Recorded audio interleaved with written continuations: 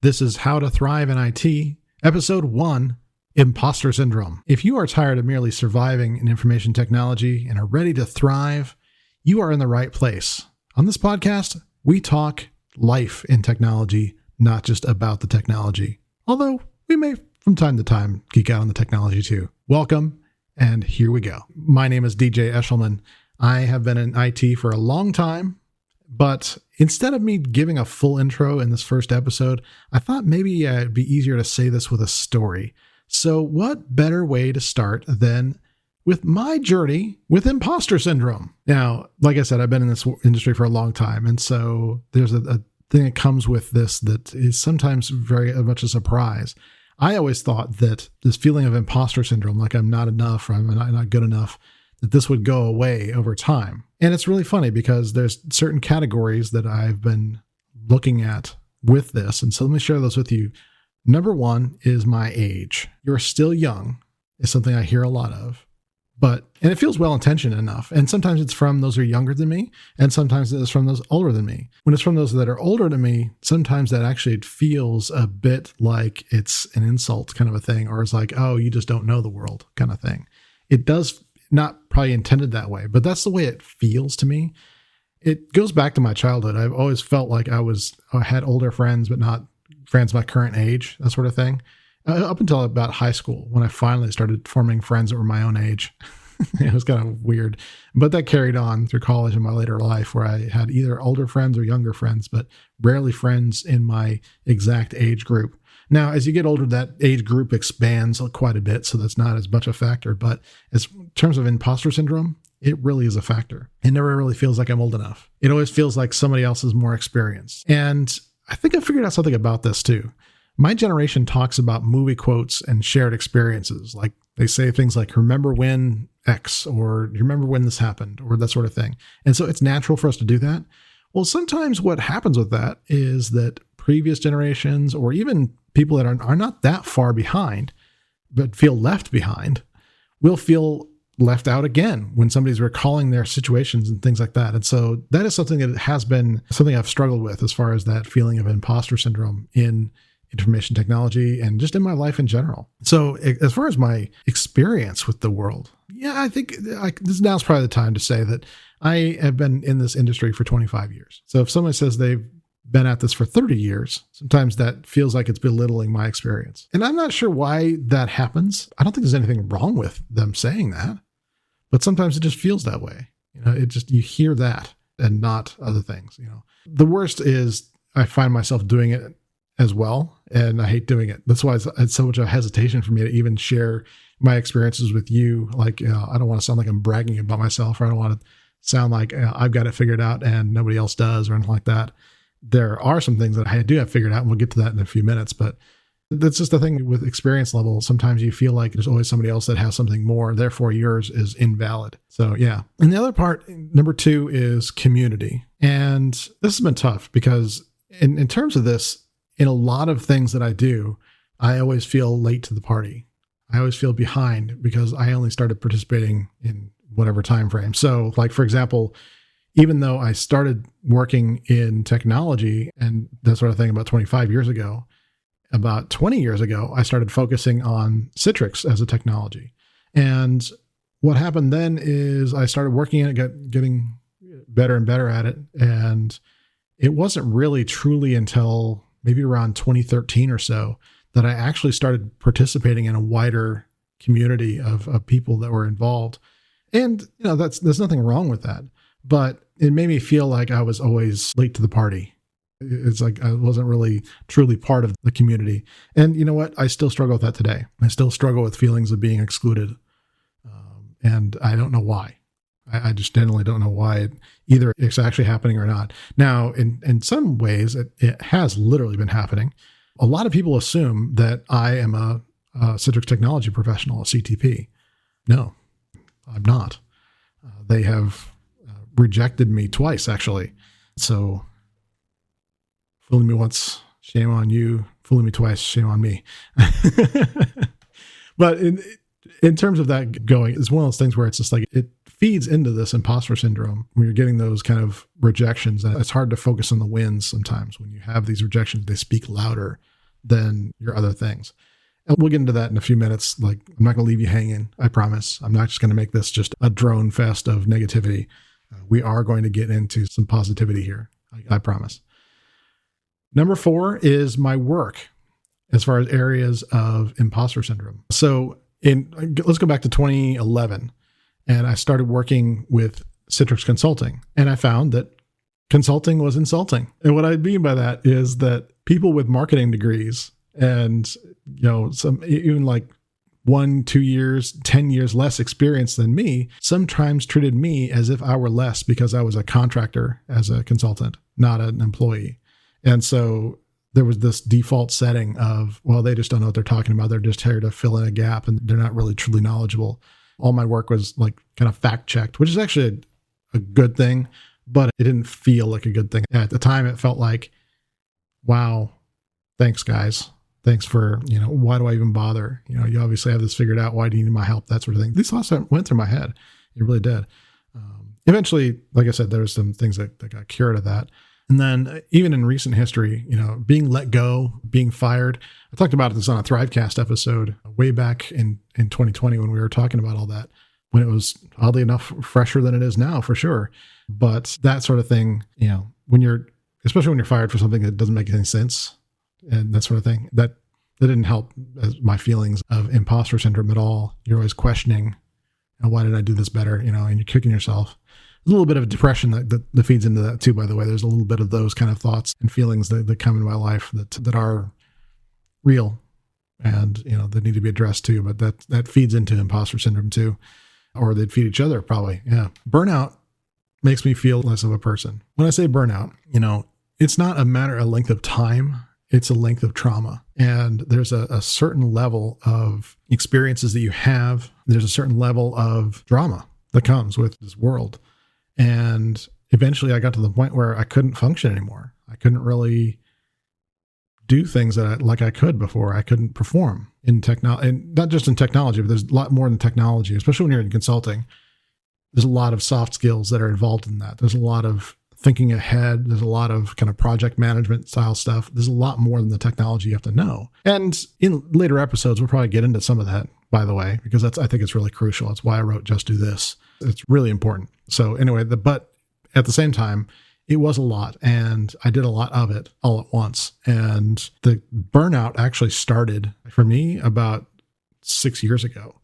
It didn't really rear its head until right around 2021, when I realized it's like, oh, I don't feel any love for this anymore. I'm just done. So, that hasn't helped with my imposter syndrome because now I feel behind. Now I feel like I'm not contributing. And so it's when I do things like this, I'm like, oh, is anybody going to want to even listen to me talk about things that aren't technology? It feeds the imposter syndrome. Just kind of a shame, but it's what it is. So when it comes to what I'm doing more of now as an independent person, where this affects me in a big way right now is those offers, those proposals for sales. I shy away from those. I try and do anything but that. I find excuses not to. I've got literally a proposal that needs to be sent out today that I haven't sent yet. I've had it for a week and I just haven't sent it. I just find other things to do. And it's my livelihood and I still can't get myself past it. It's that imposter syndrome is feeding into those thoughts of rejection, that overall discomfort with the feeling salesy or talking about myself in a positive light at all. All this stuff feeds into it. And so I'll let it fall off. It's not good. So my life is another factor. And I think yours is too.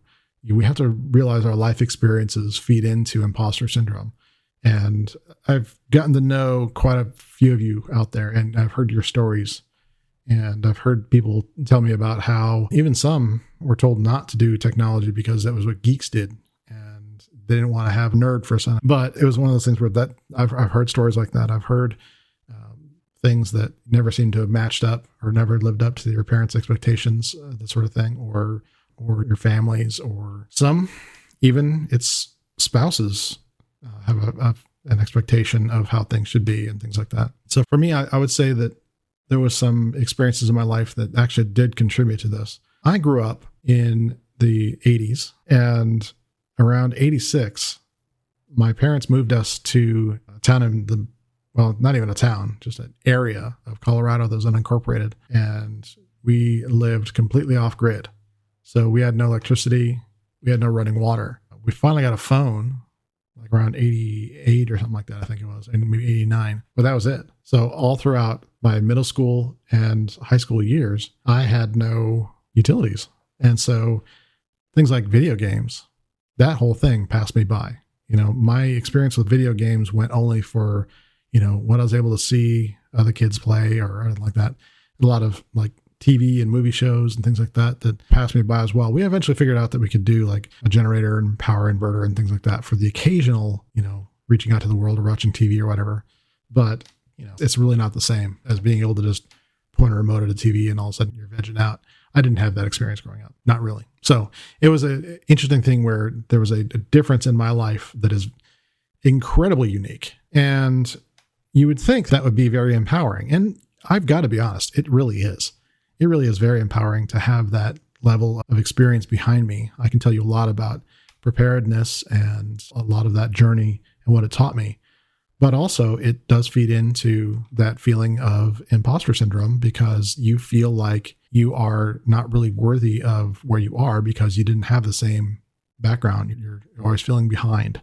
That's been a theme for me, is I always felt like I was a little behind. Well, I shouldn't say always. Actually, I'll go back even further. In second grade, they wanted me to skip third grade and go to fourth grade.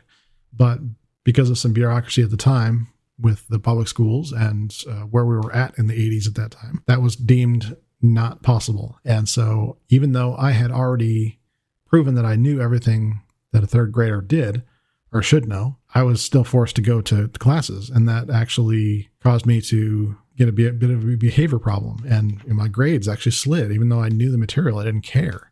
I didn't have a why behind it anymore. And so the next year when I went into fourth grade, I was actually behind. And so I went to a new school, and new schools make you feel behind, right? And so there was that. And then the very next year, fifth grade is when we moved to Penrose in Colorado. And so that was another issue there, is that I just felt like I was a little not quite there, not quite in the group. I wasn't in, and I never fit in really, truly. I mean, there was nothing like wrong with me, I don't think. I just didn't fit.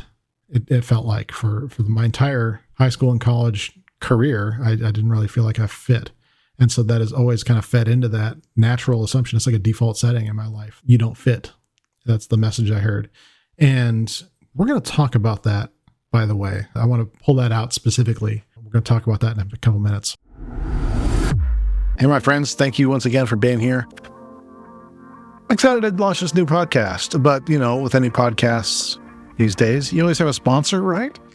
Well, we don't have sponsors yet, so I am going to be my own sponsor, I guess you could say. I have a new offering for you, and the good news is it's free. So what you need to do to take advantage of this is ask yourself a question, and that question is, where do I want to be in my IT journey?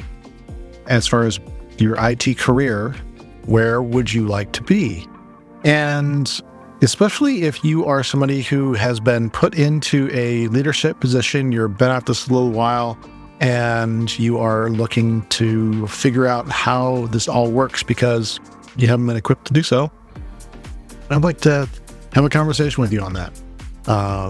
But regardless, if you are wanting to go deeper and invest a little in yourself, I am willing to give you a roadmap of things you should be looking at to do that properly. And so what we're doing for a limited time is I am giving you a half hour of my time to meet with you to discuss this and give you a roadmap for how to continue on your career journey. I know it's risky, but the reality is that I enjoy talking with people. It's something that I do enjoy, so I wanted to give this gift to you. So in order to take advantage, all you need to do is go to thrive-it.com/meetdj430. That's thrive-it.com/meetdj430. That'll give you access to a scheduling page where you can schedule a half-hour meeting with me. All I ask is that you fill out the form and make sure that you're putting in enough information that we can have a good quality meeting together, and that you, of course, show up because I'm giving this gift to you. Let's get back to the show. Here we go. So let's talk about the final concept area, and that is my contributions. Now, this is where it gets really complicated, and why I'm sure some people that are listening to this are going to be really surprised to hear me say I'm struggling with this, because of what I've done content-wise for the community and for the tech community and just in general. And that is that I'm 2 books in. I've published 2 books. I've self-published 2 books. And I still feel like a failure and want to shut it all down. Why? And largely, I have to admit, it has a lot to do with seeing others in my self-publishing groups and things like that. They get 200 reviews on their book in a year, or maybe even in a couple months. I get 5 reviews in 4 years. 5. My books sell maybe around 10 per month on a good month.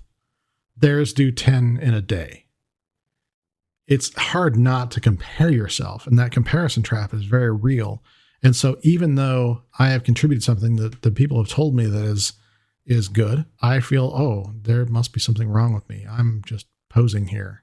I don't really know what I'm talking about. I'm just making it look like it. And, it's one of those things where it's like you're told to project authority and things like that. And I try to, but sometimes it doesn't feel that way.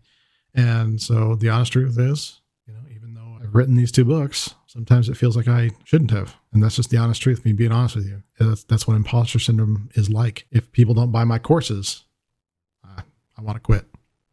If people don't want to read my emails or they unsubscribe, then I just stop talking to everybody.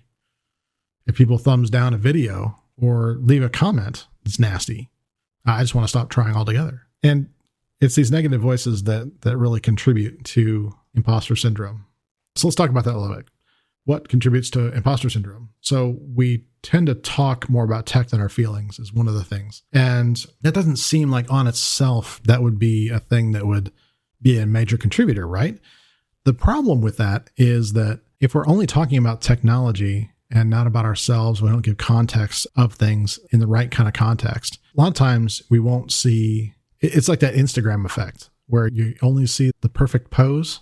You don't see the other 30. You don't see all the work that went behind the scenes. You don't see all that kind of stuff. You just see the perfect pose and think the person has a perfect life. That's kind of the way this works when we're only talking about technology, because it just feels that way sometimes. Now, I'm not saying we need to have like love-ins at every tech gathering or anything like that, but there has been some benefit, and I've seen this firsthand, of really diving in with how things really feel and how things really are, and people are craving that. So that's a big deal. But if you're only talking about the technology, really the comparison trap becomes, well, I don't know as much as this person, therefore I'm less. If you're not really doing anything more than talking tech, that tends to happen. I'm not saying that's the intention. Not at all. Hear me on that. I'm not saying that talking technology is just a opportunity for those who know to brag to those that don't. Very much not the case in the vast majority of cases. Now, unfortunately, there are those that don't follow the rules of society, and they're just jerks. And they just feel so insecure about themselves that they will just go on about how they're right and everyone else is wrong, that sort of thing. And if you don't agree with me, then you are bad, evil, whatever. These people are out there. They're out there on YouTube. Trust me, I've been encountering them lately. We often model behavior we see and we don't realize it, that we're modeling it. I talked in a YouTube episode a while ago about this myth that you're the average of your 5 closest friends. No, that's not it at all. What Jim Rohn said was that you're the average of the 5 people you spend the most time with.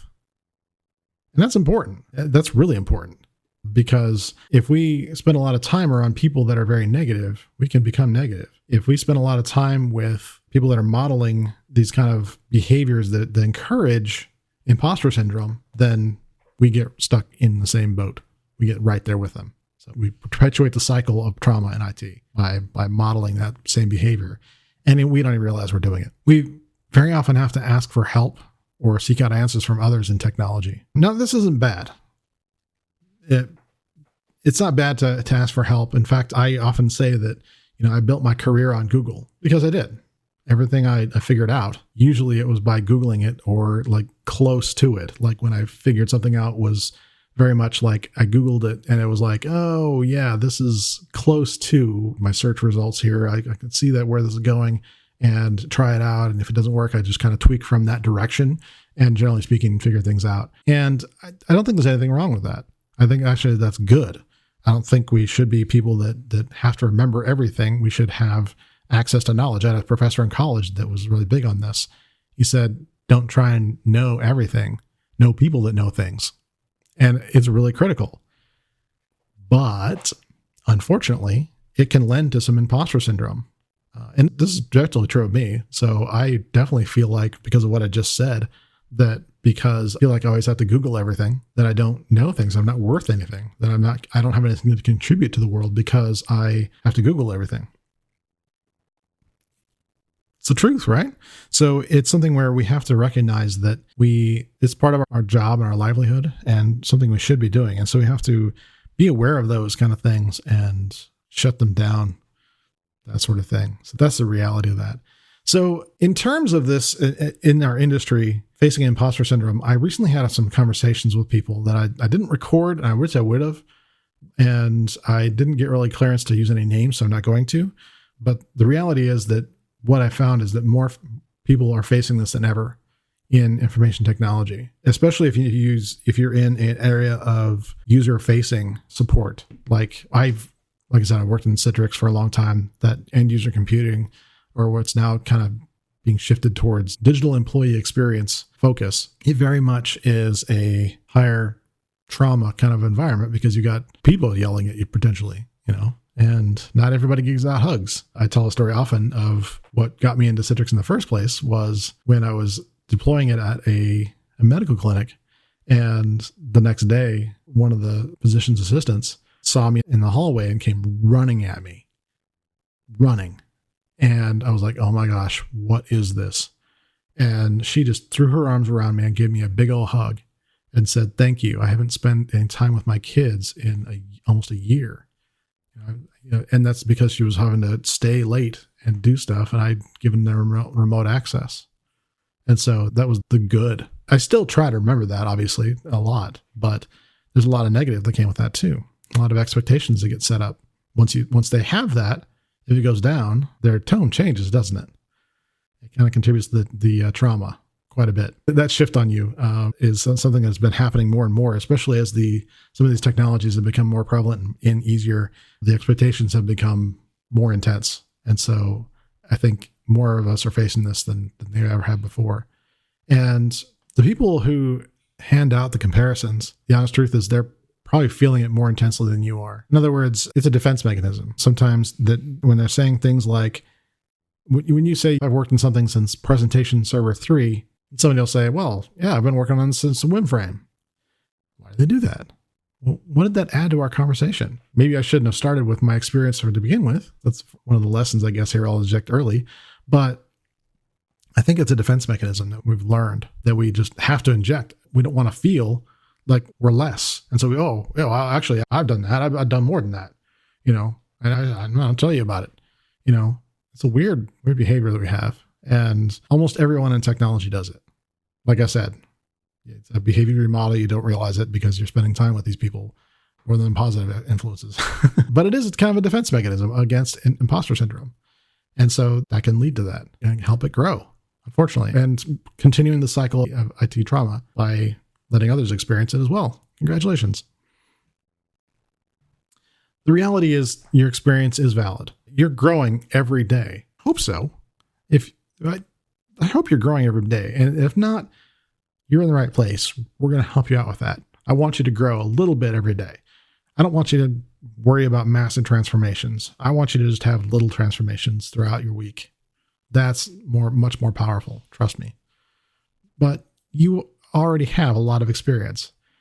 If you've been working in IT for a week, you have more experience than someone who hasn't started yet. So that's valid. And the honest truth is there are people right now who look up to you for what you've accomplished and who you are. It may not feel like that, but that actually is true, that there are people that actually do look up to you for what you've accomplished. Now, we have to remember that there's a concept that all pain and all trauma is universal. I don't know where it comes from. I think it's just an innate thing, especially in technology where we deal in absolutes a lot. A friend of mine was on my other podcast, Better Than You Found It, and we talked about some traumas she faced as a young person. She was literally stuck in a cult as a child and was very much abused and manipulated, and it was very awful. And I remember saying to her, I can't even comprehend what this would be like. I can't even bring it to my level. I feel bad about ever having complained about anything, basically. I mean, I'd say it that way, but that's what it feels like. And she said, you know what? A pain for me that's a 10 is not the same as a 10 for you. And we have to remember that in IT, that, there's different scales of experiences. There's different scales of traumas. There's different things that people can handle and can't handle. It's why I often say that you won't rise to the occasion. You'll only rise to your level of preparedness. So preparedness is something that is looked over a bit, I think, but that's our level. That's what we can handle. Anything beyond that is trauma. And so a lot of us have gotten to the point where we can handle more trauma because our level is higher. And so when it comes to that, we have to recognize that there are people that may be at a different level or a different area of what they can handle than you are. And there might be certain areas in your life that you can't handle and they can. This is why working together is so crucial, by the way, and we're going to get to that in a moment. Just recognize that a 10 for you is not a 10 for them. Now, there are people right now that are dealing with depression, drug use. Some are struggling with infidelity, and even suicide rates are on the rise within the information technology world. So this is something that needs to be taken seriously. And unfortunately, the stats aren't reliable because tracking by profession isn't really done as often. And so the studies are low. But honestly, we all know, right? We all see it happening. We are experiencing it. So we have to take imposter syndrome seriously. And that's why I'm starting this whole series with that, is that we want to talk about that. That's how you thrive in IT, is surviving IT is not good enough. We have to thrive it. We have to change our processes. So the question becomes what to do about it. First off, be honest with yourself. Don't just pretend this is not happening, sweep it under the rug, and just think, this is just what life is like. No, it shouldn't be like this, and we know it. We need to follow our instincts on this. We need to be honest with ourselves. So what I'm encouraging you to do is write out the challenges that you face. Actually physically write them on a piece of paper. Write out your challenges. Write out the things that feed into your imposter syndrome, things you've heard, things that you've felt when you've heard them. What kind of things are contributing to that? And then what I also want you to do, maybe even on the same piece of paper, maybe in a similar place, somewhere you can get to it very easily. What I want you to do is list all the positive things that the people have said about you, all the positive feedback you've gotten. It's not some new age cheery kind of thing I'm saying here. It's a exercise in realizing that we have multiple voices kind of going on in our heads, multiple things, and certain things are louder than others. And they're louder than others because of our nature. It is our nature to look to the negative. Our brains are made for only a few things. There's certain priorities that the brain has. But one of the priorities is conserving energy. The other one is a feeling of safety. I mentioned I didn't say actual safety. I said a feeling of safety. And so if one of those are violated, then we have a trauma experience. And so what we have to do is recognize that by having all these things written down, that we can go back to them and say, no brain, we're okay here. We don't have to feel this imposter syndrome because we have these things in place. We know that people are saying these good, positive things about us. We know that the world is not like this. We know this. So your life is on the line here. I have to say it like that. I can't believe I have to say it like that, but having seen people fall into all these things and literally even had a suicide scare this year, it wasn't that. They did pass away, which sucks a lot, but it was feared to be a suicide at first.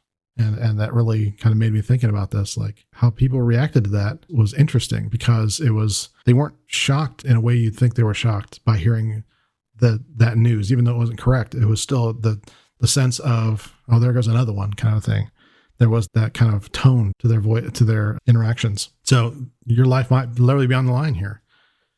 Do it. Freaking do it. Write down all the things that are positive that people said. Don't just write down the negative, write down the positive. Write them both down. And then what I want you to do out of that is form affirmations. Now, this can look different for a lot of different people as far as how affirmations are made. And that might even be a topic for a whole other podcast episode or whatever we call this. Affirmations are really important. And so whether this is just doing things that are just generally encouraging, or what you can do is when you write out a challenge, you can literally just say the reverse of that. And when it say, I don't feel confident when this, you literally turn that around and say, I feel confident when this. And it sounds weird. It sounds kind of, like I said, new agey. And it took me a while to get into this. And I still struggle with it. If I'm being completely honest with you, I do, is that lying to yourself. The more research I'm doing, the more I'm realizing on this is what I was saying earlier about the brain is really true. It feels that way and it's hard to break it out of it. And so you literally have to lie to your brain. And when you do, it believes it. Sounds weird to say because your brain is lying to itself. Like, I don't know. I don't need to be mansplained today. Thank you. But that is what happens as far as that goes from a processing standpoint. It's like the result is that you live in that reality as if. And so if you previously felt unconfident about something, you say, I'm confident in that enough, and your brain will start to believe it. So yeah, that's how affirmations work at a high level. Like I said, there's more to it. And that's probably not the topic for this completely, but it's a big part of it. And the other part is surrounding yourself with a positive community. Now, I know that there's a lot of communities out there already that will focus around the technology and things like that. And a lot of times life experiences will come out of that and relationships will form out of that, which is good. That's really good. But my longing is to have a positive community that's a little more intentional, that's actually talking about life and not about technology. Life in technology without talking tech. It's very difficult. And so that's why I'm trying to model all this for you, is to try and get this stuff out there. And if there's enough interest, this is something that I might even pursue from this platform as an actual community that's dedicated to that. And so let me know if that's something that interests you. I very much am interested in your feedback on that. I felt a gap in a lot of the tech communities that I'm part of right now. They don't seem to really have what I am looking for in that. And so I assume that's a gap there as well. I'm not saying it has to be an exclusive thing. Yeah, by no means. But I want to feed that if I can. So life and clarity coaching is another thing that I wanted to bring up. We all heard, it's like everybody's a life coach these days. And this is always tough because I'm a life coach. And so I don't like calling myself a life coach, but I am a coach. I call it clarity coaching because that's really what coaching is for me, is moving forward. It's about having a clear sense of where you're going and making little corrections along the way. Now, in terms of coaching, there's a couple of things to realize here. One is that you may not have resources at your work, but you might. In fact, that's something that I'm encouraging a lot of workplaces to do, is to offer coaches to their staff to literally help them thrive in IT. Cheesy, I know, but it's true, right? That's where I'm at these days and have had some great successes with. So I want to keep carrying that forward. And I could talk more about that in another episode, I'm sure. The other concept here is I want to challenge you, sort of like I've been challenged, to invest between 1% and 3% of your annual income back into yourself outside of technology. In other words, technology is equal to survival. Learning more technology, all you'll learn how to do is survive another day. That's really not really moving things forward at all. In fact, sometimes you might find yourself moving sideways. There's other skill sets that, if you're really honest, you realize you need. So that's where these other things come in. That's not just how you think about the world, but also just how you implement the technology. Not just physically how, but how you work with other teams and that sort of thing. There's a lot more to it. That's how we thrive. It takes a lot more. So in, I would say 2012 or so, is when I actually started this journey myself. I started to listen to a lot more books on Audible, audiobooks, started to read more, started to get more positive influences and more information like that into my life. And that's something that I would encourage you as well to start doing, is to get better inputs. And so start listening to these amazing podcasts and share them with others. Make sure you share. Consider investing in monthly programs as well. There's a lot of things out there already. And I think, like I said before, I think this is something that I'm looking very seriously at doing as well. But a lot of these are just monthly. So if it doesn't work out for you, just cancel. But a lot of them, I've been part of some monthly programs for going on, one of them I think is almost like 4 years now. It's adding value to me. It helps to have other people that are in my same spaces doing the same kind of things I'm doing, but it also has to have people that are just encouraging and being part of that, and also equipping me with new things I didn't know, that sort of thing. So there's a lot of opportunities for that. So I do invest in yourself. So like I said, I was challenged years ago to invest between 1% and 3% of my annual income back into myself in these ways, outside of technology, outside of the things I'm learning at work. So I encourage you to do that. The other thing is to mentor someone else.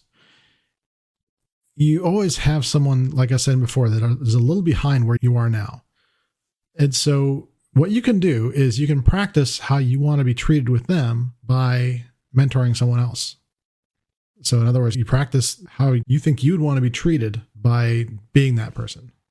It sounds weird to say, but if you realize that very quickly when you're mentoring, you realize that you are able to see what it feels like on the other side as well as what it would feel like from theirs and that sort of thing. And so you recognize how it would be and treat them how you'd want to be treated, basically.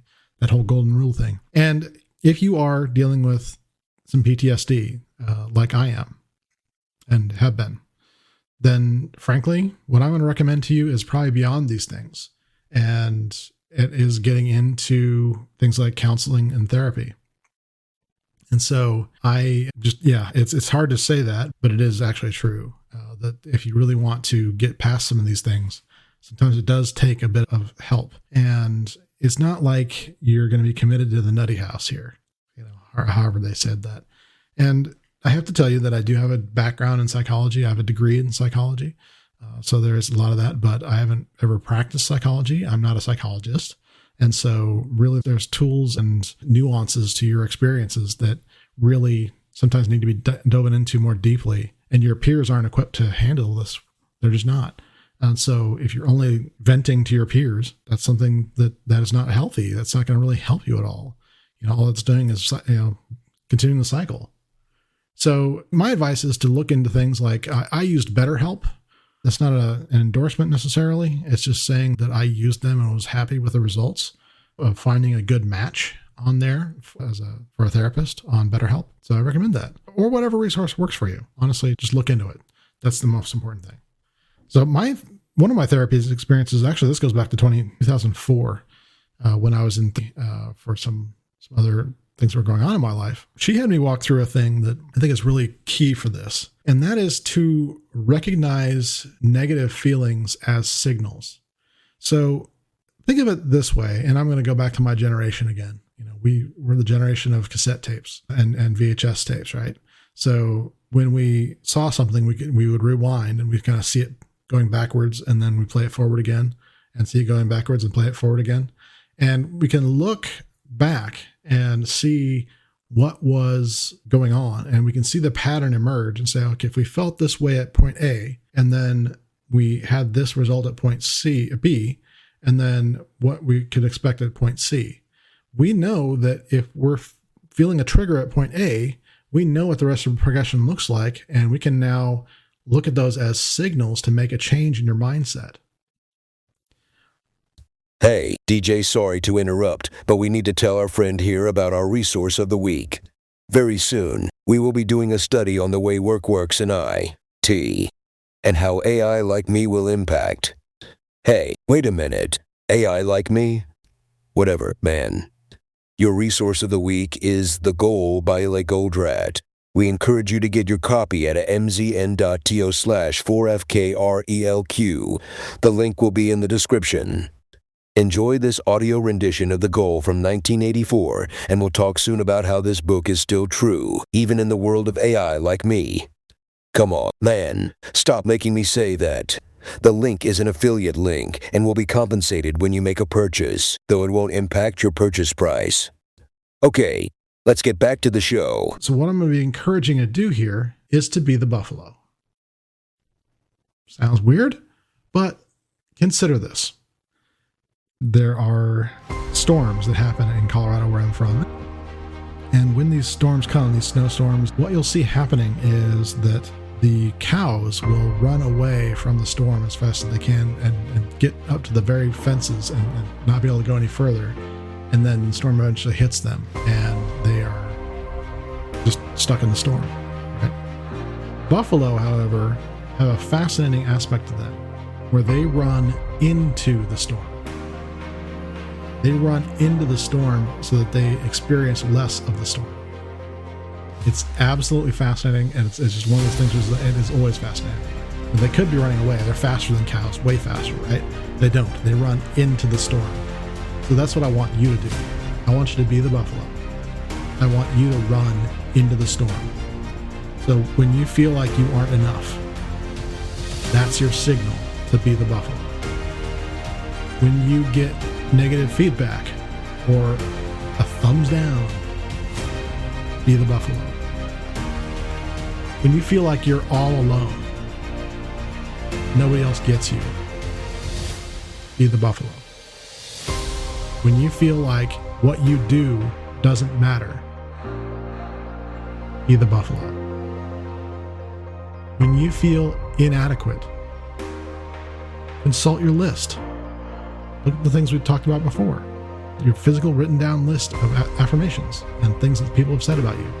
When you feel inadequate, be the buffalo. By now, when you're one of the few that have heard this, by now others have tuned out, they've stopped paying attention, but most haven't heard this at all. Most still struggle with this and have no idea that they aren't alone. I say that because I've been hearing that more and more. So I want you to do something today. Take a risk. Take a chance on me. Help others with their feelings of inadequacy. Sometimes it's hard to do that on your own, and I encourage you to try. That really does help the most. But what I want you to do is, if you have people that you're working with, or whatever it looks like, share this with them. I can't do this alone. If this message mattered to you, you may literally save someone's life by sharing with them. So I encourage you to take the 2 minutes out of your day and share this episode with them. You can find an easy way to do that at thrive-it.com/imposter. That's thrive-it.com/imposter. So what I want you to do is, before this goes on to the next thing, I want you to stop this right now and do that. Stop this. You're still listening.